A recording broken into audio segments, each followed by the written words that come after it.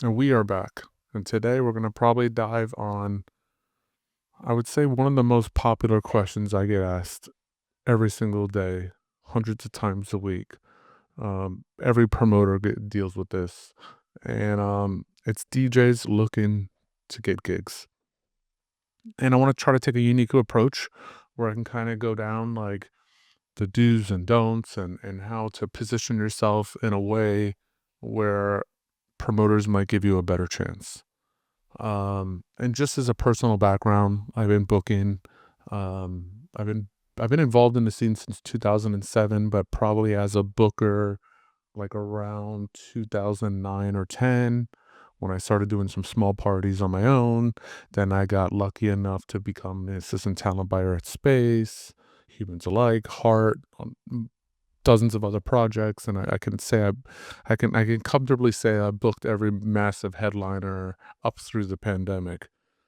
I took a big break after the pandemic, and a lot of the new talent that has emerged since then, haven't had the honor to work with them yet. But for the most part, this type of conversation doesn't change much, and it's the headliner conversation's a bit irrelevant here. This is going to be more directed at bedroom DJs, local talents that are already playing gigs that are maybe trying to get in with the promoters they desire. And yeah, let's start.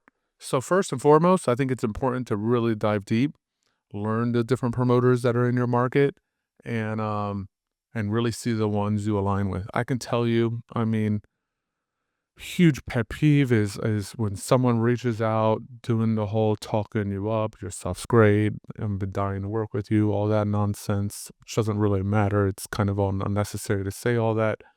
Um, but I think when you come at this approach like you know everything about what I do and what we do, and then I get a mix from you that's completely the opposite of anything we do. It just tells me you're kind of in this copy and paste mode of I'm gonna hit every single promoter hoping that I get some gigs, right? And in retrospect, I think you've kind of you've turned yourself off. You've said that, hey, I care so little about what you did. I didn't even take a chance to look into the type of music you book.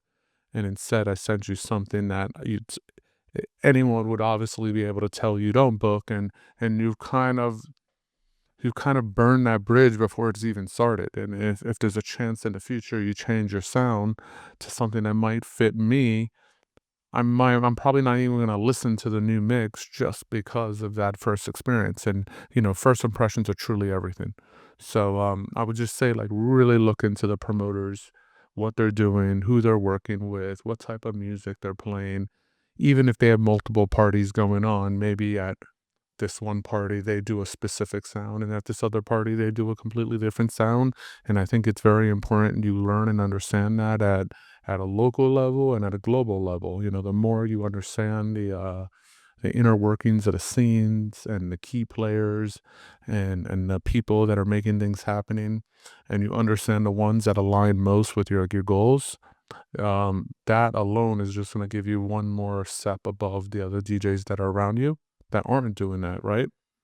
So then it always comes back to me saying, like, you should be looking at doing one more thing than everybody else is doing around you. If everybody is just putting out music and just doing mixes and just doing this and just doing that, then at a bare minimum you should do all that stuff and then find that one extra edge that could set you apart. Because in a world of thousands of DJs, I mean, I would say in Miami alone, there's probably a few thousand, if not more, aspiring DJs trying to get these gigs, and there's very few gigs in comparison to how many are looking for it. So you need to stand out amongst everybody just in your local market. And then once you've accomplished that, you start thinking a little bit bigger. I'm going to hit the next closest market and then the next closest market. And then I'm going to get a little bit bigger and broader domestically and eventually internationally. And that same type of model will replicate itself. Like, who are the right promoters, who are the right people, who are the right labels, who are the right agents, who are the right managers, because every person in this industry has their personal taste of what they want to do and what they want to work with. And you want to be with those people. That gives you always want to look, you always want to find the road that has the highest probability of success. And wasting your time with roads that there's no path for you to go down just only slows you down. That's what I'd say there. And then I would say like next, your approach with the promoters. One, I'm almost gonna say don't DM people on Instagram or any social media platform, writing them for a gig or maybe even an email. And I'm not gonna say that it's never gonna work. I'm just gonna say you're probably gonna have to hit hundreds of people to get maybe one person interested. And just to give you a baseline, I don't consider myself as big of a promoter as I was 5 or 6 years ago. And then that was even crazy. But these days, I probably still get anywhere between 50 to 100 DMs and emails of people I've never met before that are just sending me a SoundCloud link, trying to get a gig. And the reality is, I mean, each one of these mixes are an hour. Getting 50 to 100 of these, if I were to listen, if I were to truly give it a real, authentic chance to all of those, that would probably consume 50 hours of my week. And if I dedicated that much time to listening to new talent, I would probably fail as a promoter, which is, making sure my event can be as successful as it could be. So I would say on that approach, try to get face to face time with these people you want to work with. And I feel sorry for those of you that might be in markets where a scene doesn't exist. I'll say this. I said this in the first video. Um, I'll say it in probably a lot of other videos, but if you truly want to have a chance at succeeding, you're going to need to consider moving to one of the markets that most aligns with your highest probability of success. So if you're a techno artist, you're going to want to look at Berlin, Belgium. There's a bunch of other parts of Europe. A few parts of South America have gone heavy techno. New York is very techno. Detroit, obviously, very techno. The West Coast, a little techno. Miami, where I'm from, not so much techno, but it does exist in very small forms. But I would say from a form of you being able to go from zero to big, Miami won't be that place. And I would give the same analogy to a country artist, right? If you're trying to be a country artist, naturally, get your ass to Nashville. That's where everything's happening. That's where all the country artists are. That's where all the top country venues are. That's where the country labels and A&Rs and record executives are housed. And being in that city, there's a good chance you're gonna just bump into people who might be able to help your career, especially if you're talented, right? By the way, all this, I'm gonna preempt this. So like all this conversation, like I have to assume if you're listening to this, you've perfected your talent. You perfected your skills as a DJ or as a producer, and now you're like, all right, I've done this part. I feel like I'm at a point where my talent is strong enough to be showcased. Um, I don't know what to do next. This is that video, right? And for those of you who didn't get your talent right, maybe all this next information might help you get that gig. But if you play terrible, you're probably just not going to get rebooked. Like you might have gotten your chance once or twice, but eventually, we need people who are going to play well, that are going to entertain the crowd, that's going to keep the crowd in the venue the longest, so they consume a little bit more at the bar and revenues made there. And not only that, on a more long term basis, us providing a great party with great consistent music means people will return week after week after week, and that's an important layer to the decision making we do. And then next, I would say get out there, FaceTime with promoters. Biggest thing I could tell you to not do, don't ask for a gig. Like almost never ask for a gig. But if you do, definitely don't ask for one for a while. And I would say a perfect analogy for that is more relatable to men.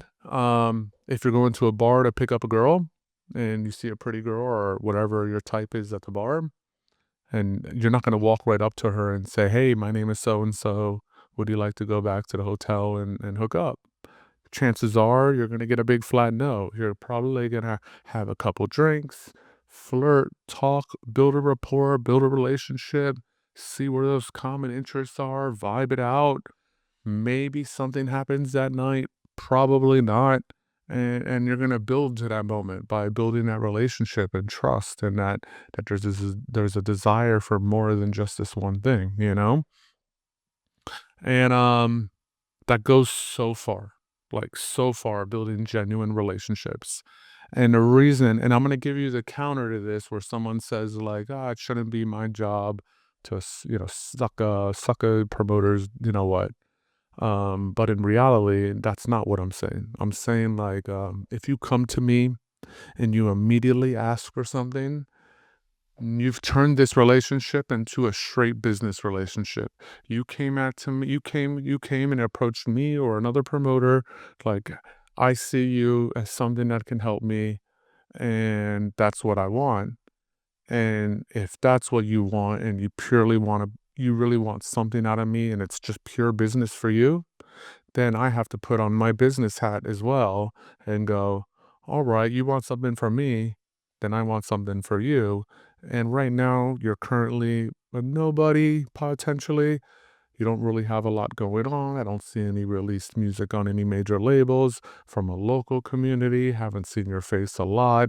I don't think that my community that's supporting my events even knows you yet. So there's no upside for me in this deal. It seems like there's only an upside for you. And since you have no desire to have anything more of a relationship with me than just pure, I need something from you, Travis, and you have something to offer me, then I have to be equally as harsh, and it's not gonna bow well for you. So, my best approach is head out, be cool, be social, hang out, have a dope conversation about anything. Don't even I would actually even almost recommend don't even mention you're a DJ right away. Like, I can almost tell you, like, when someone approaches me the first time and they're like, "Hey, Travis, been wanting to meet you. I'm so and so. I'm a DJ. I've been working on this release and that and da da da da." I already know what they want, right? Versus if you come out, Travis, da da da da, let's have a drink together, ba ba ba ba, talk about life, talk about maybe if we have kids, we talk about kids, maybe we talk about the party, maybe we talk about where you're from, where your culture is, what kind of food you like. We're just vibing out, having normal human conversations. I'm probably gonna walk away from that and look at my wife, who's always out with me, and be like, "Oh, that was a really cool ass dude," you know? I just followed him on Instagram, blah blah blah blah. And then I see you again the next party, we have similar conversation, maybe a couple shots again. If you don't drink, that's not a big deal. Um, and from that, the relationship is gonna build, and more, I'm gonna be like, "This is a cool person," right? And then naturally, I'm gonna be like, "I wonder what they do." And check out the Instagram. Oh, they're a DJ. Cool. Let me click on their SoundCloud link. This music's not bad. You want to know what? This person's been super cool. I'm gonna give him a shot. I'm gonna put him in the dead opening slot. Gonna play to nobody. Um, and if he does well, maybe we'll do that 2 or 3 more times. If we see that continued consistency, we'll promote him to the next slot time and keep repeating that model. And if you look at a lot of our headliners that are playing with us weekly, the direct supports to the people that are playing with us regularly, if you were to rewind back 3, 6, 12 months, all of them started in an opening slot. We promote very well within.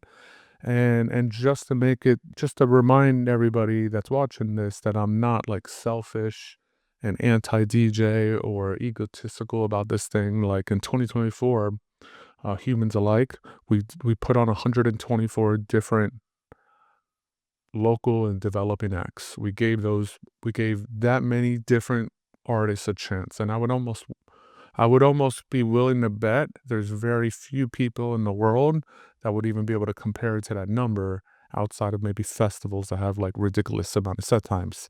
But I would definitely say in Miami, nobody's putting on more local talent than us right now. And not a bragging thing. I'm just saying, like, hey, we genuinely do want to help people grow. I'm always interested to see who that next little star is going to be. An artist I manage now, Amal Nemer, started in an opening slot. We saw her grow, and in that 3, 4 year period, we saw her making music, putting it out, getting her stuff signed to reputable labels like Nervous, Made in Miami, um, Gene Ferris's label, Ferris Wheel, and there's a bunch of other reputable labels. And we just saw things happening, and I saw some other spark in her, and decided to manage her. Right, so that's probably like the most extreme high version of like a success story of someone who opened with us before. And the same thing happens at other clubs, like Space has been putting on more and more locals lately, and some of these artists have been able to maximize that opportunity and take it to further levels. And then often on the other side of that is sometimes we're given the opportunities and they completely botch it. Maybe they play well, but they just, they got their one gig, they don't come back around, da da da da. A few months later, they ask for gigs, and I'm like, haven't seen you around in a while, And it's like, the most important thing to understand is that this is a community, right? And in order for a community to work, people have to contribute to the community. You support each other. You DJs should be supporting each other. When you see someone get that gig finally, you should all go out there and rally up and make sure that they have a crowd in front of the booth, and vice versa. They should do the same thing for you. And if you all work together, you'll see more and more opportunities will present themselves. A lot of times, I think artists and promoters and people think that they have to gatekeep a little or they don't want to help other people because it's going to take an opportunity away from themselves. But in reality, the pie is big. There's lots of clubs, there's lots of set times. Maybe not all of them are ideal, but there's lots of it. And the label side, they're all dying looking for that next special record. So if you make it and you send it out, and you have that correct record and you send it to the right labels, it's gonna get signed. And then, yeah, just be personable, be social, have genuine relationships without the pressure of trying to get something out of that person. Like, there's nothing we hate more. I'm like 18 years in this business now. I've seen every version of a DJ trying to get a gig, and I can almost tell you the ones that are constantly asking the most are gonna get the least. And especially if it's in that first conversation. I can tell you that when you can I said this a little while ago, so sorry to repeat it, but if you come up to me in those first couple minutes, "Hey, I'm a DJ, I'm working on this and a mix, and I love your parties, and I'm dying to play," like, immediately my brain just turns off, and I start just thinking about some other stuff, waiting for that conversation, and then I go, "Thanks, man, let's be in touch, blah, blah, blah, hit me up during the week," and, I mean, I just have no intention, like, it's just not like, I wanna work with, first and foremost, cool people that I enjoy convos with, I enjoy hanging out with, they got good vibes, and then once I find out they play well, it's like synergy. It's like the perfect scenario of what you could have wanted. And then, yeah, majority of the gigs that are going out there are, like I said, are from people that we genuinely like. And then we hope that after we give them that chance that they play well. If they play well, again, we promote, next step. We throw them to other clubs because we have a lot of relationships with other venues that are always like, hey, who are you watching? Who do you keeping an eye on?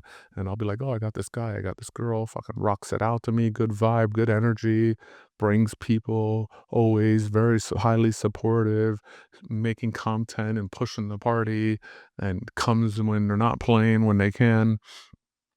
You should book them. They're gonna do awesome for you, you know? And then, look, just to recap, that's it. The big secret is, like, be cool, be social, be vibey, perfect your skill. Like, I can't say this enough. Like, before you even approach the promoters or go after this, like, really perfect your DJ skill. If you're producing, perfect that too. Like, when you finally get that opportunity, you do not want to botch it. And you're going to probably have a lot of anxiety and pressure and all that stuff. You're going to need to swallow it and figure out ways to get over it and deal with it leading up to the gig. Everybody has their unique way, but the pressure's only going to get worse. It's only going to get harder. The more you grow, the more pressure to deliver stronger records, to play better. And the second your fan base grows outside of your friends and it's just random people on the internet, they don't know you. They're not going to meet you in person. So they hide behind a keyboard and they're going to really tell you how it is. So, don't be in such a rush. It goes by, the time does go by fast, but you do have a long time, and it's better to be ready for it than to not be ready for it. Um, And then in general, I mean, be consistent, be on top of your content, consistently grow, set yourself micro benchmarks. So like, hey, I'm gonna do X amount of things a month. And then I'm gonna try to do a little bit more the following month and a little bit more the following month, and same thing, like, nobody realizes how powerful over 3, 6 months, 12 months, a year, 2 years, 5 years that the compounding effect works, and if you just stick to doing the thing that's only working today, you're only gonna get as big as you are today. So at some point, you need to be like, I need to let go of the things that were working to get me to here and move on to the things that are gonna get me to there. And it's like going from high school to college. Like once you go to college, there's some high school things that you used to do that you're not gonna do anymore. You're a college person. You don't do high school shit anymore when you're a college person. So, look, that's it. I'm sure there's a lot I'm missing. I will probably make a part 2 to this video. If you have a problem with anything I said, address it in the comments. I'll try to answer it. And maybe if you nail me correctly, I'll make another video where I address that with a different angle. If there was something you like, please shout that out too. In the meantime, subscribe to the page, like, comment, share it with your friends. It really helps us grow. And I'm looking forward to the next one. I have like 8 more amazing ideas on the short-term plan. So I'm gonna try to get these things pumped out at least 1 to 2 a week. And take care. Thanks for tuning in.